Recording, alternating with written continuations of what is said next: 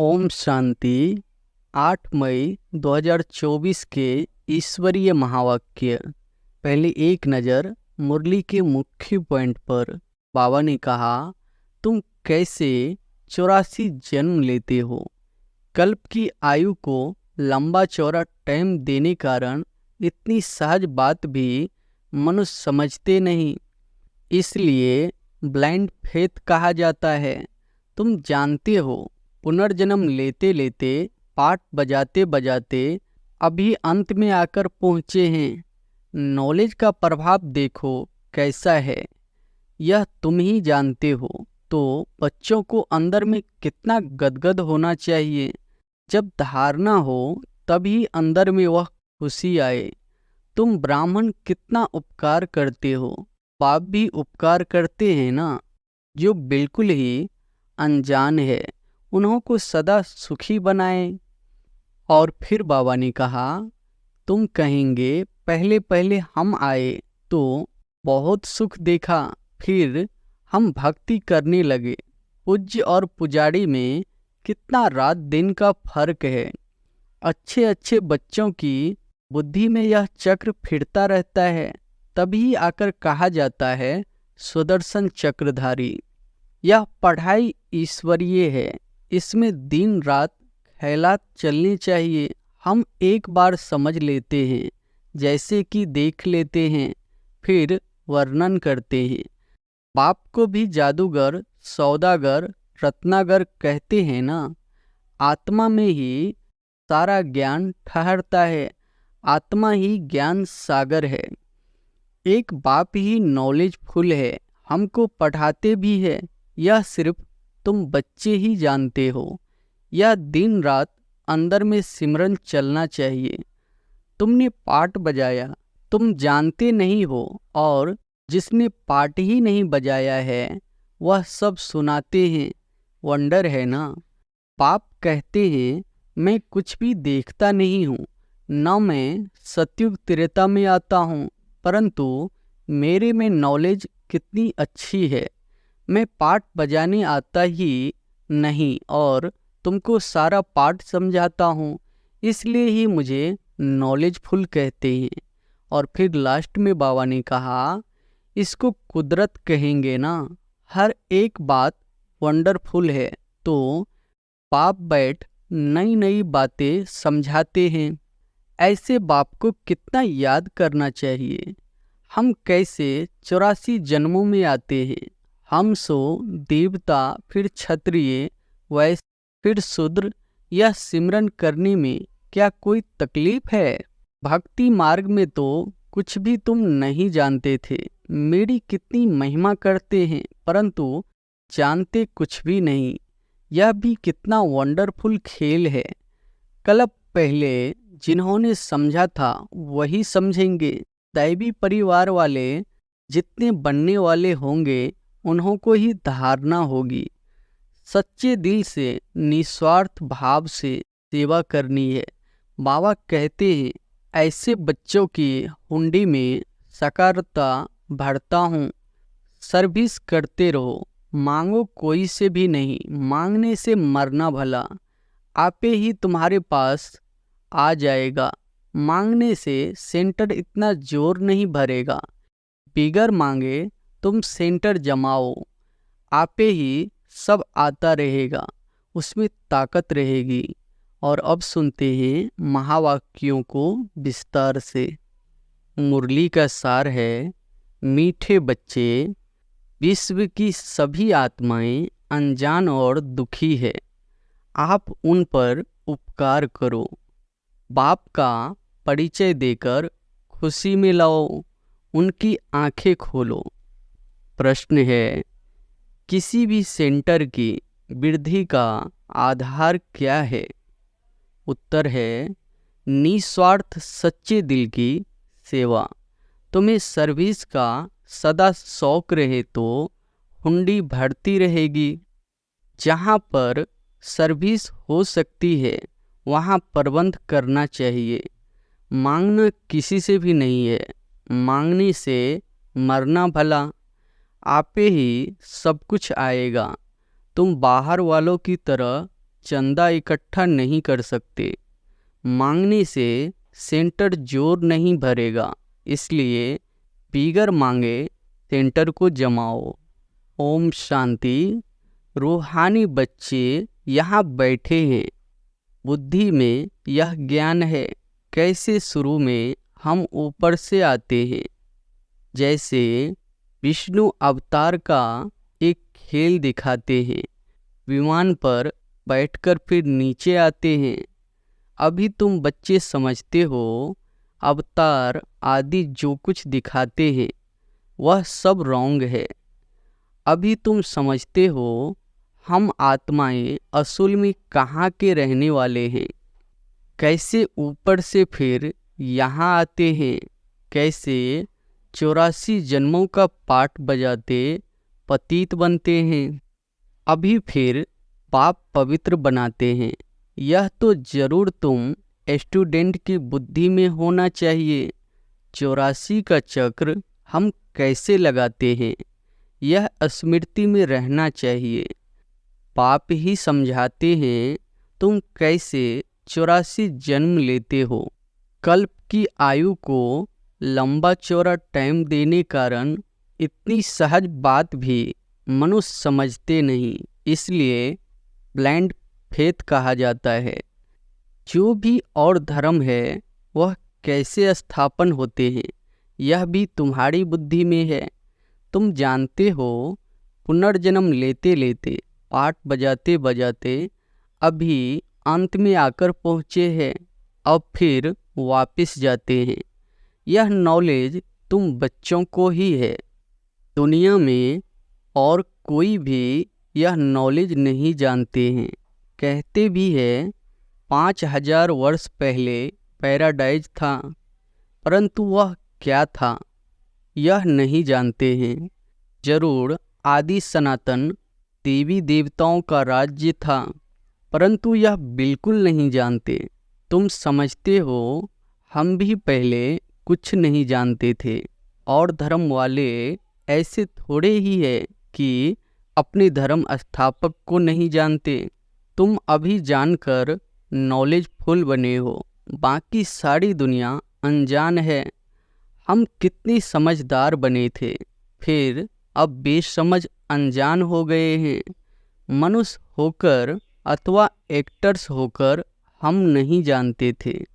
Knowledge का प्रभाव देखो कैसा है, यह तुम ही जानते हो। तो बच्चों को अंदर में कितना गदगद होना चाहिए। जब धारणा हो तभी अंदर में वह खुशी आए। तुम जानते हो हम शुरू में कैसे आए, फिर कैसे शूद्र कुल से ब्राह्मण कुल में ट्रांसफर हुए। यह सृष्टि का चक्र कैसे फिरता है, सो तुम्हारे सिवाय बुद्धि में कोई भी जानता नहीं है। अंदर में यह ज्ञान डांस होना चाहिए। बाबा हमको कितनी वंडरफुल नॉलेज देते हैं, जिस नॉलेज से हम अपना वर्षा पाते हैं। लिखा हुआ भी है, इस राजयोग से मैं तुमको राजाओं का राजा बनाता हूँ। परंतु कुछ समझ में नहीं आता था, अभी बुद्धि में सारा राज आ गया है। हम शूद्र से अब सो ब्राह्मण बनते हैं, यह मंत्र भी बुद्धि में है। हम सो ब्राह्मण फिर देवता बनेंगे, फिर हम उतरते उतरते नीचे आते हैं। कितना पुनर्जन्म लेते चक्र लगाते हैं। यह नॉलेज बुद्धि में रहने कारण खुशी भी रहनी चाहिए। औरों को भी यह नॉलेज कैसे मिले, कितने ख्यालात चलते रहते हैं, कैसे सबको बाप का परिचय दे। तुम ब्राह्मण कितना उपकार करते हो, बाप भी उपकार करते हैं ना। जो बिल्कुल ही अनजान है उन्हों को सदा सुखी बनाए, आंखें खोले, खुशी होती है ना। जिनको सर्विस का शौक रहता है उन्हों को अंदर में आना चाहिए, बहुत खुशी होनी चाहिए। हम आत्माएं कहाँ की रहने वाली है, फिर कैसे आती है पाठ बजाने। कितने ऊंच बनते हैं, फिर कैसे नीचे आते हैं, फिर रावण राज्य कब शुरू होता है, यह अभी बुद्धि में आया है। भक्ति और ज्ञान में रात दिन का फर्क है। शुरू से भक्ति किसने की है? तुम कहेंगे पहले पहले हम आए तो बहुत सुख देखा, फिर हम भक्ति करने लगे। पूज्य और पुजारी में कितना रात दिन का फर्क है। तुम्हारे पास अभी कितना ज्ञान है, खुशी होनी चाहिए ना। कैसे हमने 84 का चक्र लगाया है, कहाँ 84 जन्म, कहाँ 84 लाख। इतनी छोटी सी बात भी किसके ध्यान में नहीं आती। लाखों वर्ष की भेंट में तो यह एक दो रोज के बराबर हो जाता है। अच्छे अच्छे बच्चों की बुद्धि में यह चक्र फिरता रहता है। तभी आकर कहा जाता है सुदर्शन चक्रधारी सतयुग में यह नॉलेज होती नहीं। स्वर्ग का कितना गायन है, वहाँ सिर्फ भारत ही था, जो था वह फिर बनना ही है। बाहर से तो देखने में कुछ नहीं आता है, साक्षात्कार होता है।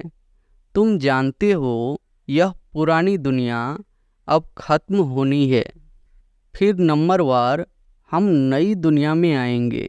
आत्माएं कैसे आती है पाठ बजाने, वह भी तुम समझ गए हो। आत्माएं ऐसे कोई ऊपर से उतरती नहीं है जैसे नाटक में दिखाते हैं। आत्मा को तो इन आँखों से कोई देख भी न सके। आत्मा कैसी आती है, छोटे शरीर में कैसे प्रवेश करती है, बड़ा ही वंडरफुल खेल है। यह पढ़ाई ईश्वरीय है, इसमें दिन रात का ख्यालात चलने चाहिए। हम एक बार समझ लेते हैं, जैसे कि देख लेते हैं, फिर वर्णन करते हैं। आगे जादू वाले लोग बहुत चीज़ें निकाल दिखाते थे। बाप को भी जादूगर, सौदागर, रत्नागर कहते हैं ना। आत्मा में ही सारा ज्ञान ठहरता है। आत्मा ही ज्ञान सागर है। बैल कहते हैं परमात्मा ज्ञान का सागर है, परंतु वह कौन है, कैसे वह जादूगर है, यह किसको भी पता नहीं है। आगे तुम भी नहीं समझते थे, अभी बाप आकर देवता बनाते हैं। अंदर में कितनी खुशी होनी चाहिए। एक बाप ही नॉलेजफुल है, हमको पढ़ाते भी है। यह सिर्फ तुम बच्चे ही जानते हो। यह दिन रात अंदर में सिमरन चलना चाहिए। यह बेहद के नाटक का नॉलेज सिर्फ एक बाप ही सुना सकते हैं और कोई सुना न सके। बाबा ने देखा हो रही है, परंतु उनमें सारी नॉलेज है। बाप कहते हैं मैं सतयुग त्रेता में तो नहीं आता हूँ, परंतु नॉलेज सारी सुनाता हूँ। वंडर लगता है ना। जिसने कभी पाठ ही नहीं लिया वह कैसे बतलाते हैं। बाप कहते हैं मैं कुछ भी देखता नहीं हूँ, न मैं सतयुग त्रेता में आता हूँ, परंतु मेरे में नॉलेज कितनी अच्छी है जो मैं एक ही बार आकर तुमको सुनाता हूँ। तुमने पाठ बजाया, तुम जानते नहीं हो, और जिसने पाठ ही नहीं बजाया है वह सब सुनाते हैं। वंडर है ना। हम तो पाठधारी है, हम कुछ नहीं जानते, और बाप में कितनी सारी नॉलेज है। बाप कहते हैं मैं थोड़े ही सतयुग त्रेता में आता हूँ, जो तुमको अनुभव सुनाऊं। ड्रामा अनुसार बिगड़ देखे अनुभव किए सारी नॉलेज देते हैं। कितना वंडर है। मैं पाठ बजाने आता ही नहीं और तुमको सारा पाठ समझाता हूँ, इसलिए ही मुझे नॉलेजफुल कहते हैं। तो बाप कहते हैं अब मीठे मीठे बच्चों, अपनी उन्नति करनी है तो अपने को आत्मा समझो। यह खेल है, तुम फिर भी ऐसे ही खेल करेंगे, देवी देवता बनेंगे, फिर अंत में चक्र लगाए मनुष्य बनेंगे। वंडर सिखाना चाहिए ना। बाबा में यह नॉलेज कहाँ से आई? उनका तो कोई गुरु भी नहीं। ड्रामा अनुसार पहले से ही उनमें पाठ बजाने की नोंद है। इसको कुदरत कहेंगे ना। हर एक बात वंडरफुल है। तो बाप बैठ नई नई बातें समझाते हैं। ऐसे बाप को कितना याद करना चाहिए। 84 के चक्र को भी याद करना है। यह राज भी बाबा ने ही समझाया है। विराट रूप का चित्र कितना अच्छा है। जो लक्ष्मी नारायण अथवा विष्णु का चित्र बनाते हैं वही दिखाते हैं हम कैसे 84 जन्मों में आते हैं। हम सो देवता, फिर क्षत्रिय, वैश्य, फिर शूद्र। यह सिमरन करने में क्या कोई तकलीफ है? बाप है नॉलेजफुल। कोई से भी पढ़ा थोड़े ही है, न शास्त्र आदि ही पढ़ा है। बिगर कुछ भी पढ़े, बिगर गुरु किए इतनी सारी नॉलेज बैठ सुनाए, ऐसा तो कभी देखा नहीं। बाप कितना मीठा है। भक्ति मार्ग में कोई किसको मीठा समझेंगे। जिसको जो आता है उनकी पूजा करने लग पड़ते हैं। बाबा बैठ सब राज समझाते हैं। आत्मा ही आनंद स्वरूप है, फिर आत्मा ही दुख स्वरूप छीछी बन जाती है। भक्ति मार्ग में तो कुछ भी तुम नहीं जानते थे। मेरी कितनी महिमा करते हैं परंतु जानते कुछ भी नहीं। यह भी कितना वंडरफुल खेल है। यह सारा खेल बाबा ने समझाया है। इतने चित्र सीढ़ी आदि के कभी देखे भी नहीं थे। अब देखते हैं, सुनते हैं तो कहते भी है। यह ज्ञान तो यथार्थ रीति है, परंतु काम महाशत्रु है। इस पर जीत पानी है तो यह सुनकर ढीले पड़ जाते हैं। तुम कितना समझाते हो, समझते ही नहीं। कितनी मेहनत लगती है यह भी जानते हैं। कल पहले जिन्होंने समझा था वही समझेंगे। दैवी परिवार वाले जितने बनने वाले होंगे उन्हों को ही धारणा होगी। तुम जानते हो हम श्रीमत पर राजधानी स्थापन करते हैं। बाप का डायरेक्शन है औरों को भी आप समान बनाओ। बाप सब ज्ञान सुना रहे हैं, तुम भी सुना रहे हो। तो जरूर यह शिव बाबा का रथ भी सुना सकता होगा, परंतु अपने को गुप्त कर देते हैं। तुम शिव बाबा को ही याद करते रहो। इनकी तो उपमा महिमा भी नहीं करनी है। सर्व का सद्गति दाता, माया की जंजीरों से छुड़ाने वाला एक ही है। बाप कैसे बैठ तुमको समझाते हैं, यह तुम बच्चों के सिवाय और कोई को पता ही नहीं है। मनुष्य यह भी नहीं जानते कि रावण क्या चीज है। हर वर्ष जलाते ही आते हैं। एफिजी तो दुश्मन का बनाया जाता है ना। तुमको अभी पता पड़ा है कि रावण भारत का दुश्मन है, जिसने भारत को कितना दुखी कंगाल बना दिया है। सभी 5 विकारों रूपी रावण के पंजे में फंसे हुए हैं। बच्चों को अंदर में यह आना चाहिए, कैसे औरों को भी रावण से छुड़ाए। सर्विस हो सकती है तो प्रबंध करना है। सच्चे दिल से निस्वार्थ भाव से सेवा करनी है।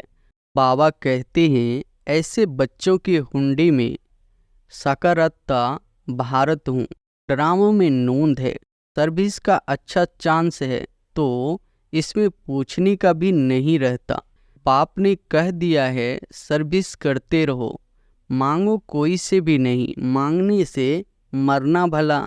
आपे ही तुम्हारे पास आ जाएगा। मांगने से सेंटर इतना जोर नहीं भरेगा। बिगर मांगे तुम सेंटर जमाओ, आपे ही सब आता रहेगा। उसमें ताकत रहेगी। जैसे बाहर वाले चंदा इकट्ठा करते हैं ऐसे तुमको नहीं करना है। मनुष्य को तो कभी भगवान नहीं कहा जाता। ज्ञान तो है बीज, बीज रूप पाप पेट तुमको ज्ञान देते हैं। बीज ही नॉलेज है ना। वह जड़ बीज तो वर्णन कर नहीं सकेंगे, तुम वर्णन करते हो, सब बातों को समझ सकते हो। इस बेहद के झार को कोई भी समझते नहीं है। तुम अनन्य बच्चे जानते हो नंबरवार पुरुषार्थ अनुसार। बाप समझाते हैं माया भी प्रबल है, कुछ सहन भी करना पड़ता है। कितने करे करे बेकार है। अच्छे अच्छे सर्विस करने वालों को चलते चलते ऐसी माया की चमाट लग जाती है, कहते हैं हम तो गिर गए। सीढ़ी ऊपर चढ़ते चढ़ते नीचे गिर पड़ते हैं तो की कमाई सारी चट हो पड़ती है। दंड तो जरूर मिलना चाहिए। पाप से प्रतिज्ञा करते हैं, ब्लड से भी लिख कर दिया, फिर भी गुम हो गए। बाबा पक्का करने के लिए देखते भी है, इतनी युक्तियां करते हुए भी फिर दुनिया की तरफ चले जाते हैं। कितना सहज समझाते हैं। पाठधारी को अपने पाठ का ही सिमरन करना चाहिए। अपना पाठ कोई भूल थोड़ी ही सकता है। बाप तो रोज रोज भिन्न भिन्न प्रकार से समझाते रहते हैं। तुम भी बहुतों को समझाते हो, फिर भी कहते हैं हम बाबा के सम्मुख आए हैं। पाप का तो वंडर है, रोज मुरली चलाते हैं। वह है निराकार, नाम रूप देश काल तो है नहीं, फिर मुरली कैसे सुनाएंगे। वंडर खाते हैं, फिर पक्के होकर आते हैं। दिल होता है ऐसा बाप वर्षा देने आए हैं, उनसे मिले। इस पहचान से आकर मिले तो बाप से ज्ञान रत्न धारण कर सकेंगे, श्रीमत को पालन कर सकेंगे। अच्छा, मीठे मीठे सिकिलधे बच्चों प्रति माता पिता बाप दादा का याद प्यार और गुड मॉर्निंग। रूहानी बाप की रूहानी बच्चों को नमस्ते। धारणा के लिए मुख्य सार पहली पॉइंट है, ज्ञान को जीवन में धारण कर खुशी में गदगद होना है। वंडरफुल ज्ञान और ज्ञानदाता का सिमरन कर ज्ञान डांस करना है। दूसरी पॉइंट है, अपनी पाठ का ही सिमरन करना है, दूसरों के पाठ को नहीं देखना है। माया बड़ी प्रबल है, इसलिए खबरदार रहना है। अपनी उन्नति में लगे रहो, सर्विस का शौक रखो। वरदान है, अच्छाई पर प्रभावित होने के बजाय उसे स्वयं में धारण करने वाले परमात्म स्नेही भव। अच्छाई पर प्रभावित होने के बजाय उसे स्वयं में धारण करने वाले परमात्म स्नेही भव। अगर परमात्म स्नेही बनना है तो बॉडी कॉन्शियस की रुकावटों को चेक करो। कई बच्चे कहते हैं यह बहुत अच्छा या अच्छी है, इसलिए थोड़ा रहम आता है। कोई का किसी के शरीर से लगाव होता तो कोई का किसी के गुणों व विशेषताओं से, लेकिन वह विशेषता व गुण देने वाला कौन। कोई अच्छा है तो अच्छाई को धारण भले करो, लेकिन अच्छाई में प्रभावित नहीं हो जाओ। न्यारे और बाप के प्यारे बनो। ऐसे प्यारे अर्थात परमात्म स्नेही बच्चे सदा सेफ रहते हैं। स्लोगन है, साइलेंस की शक्ति इमर्ज करो तो सेवा की गति फास्ट हो जाएगी। अच्छा, ओम शांति।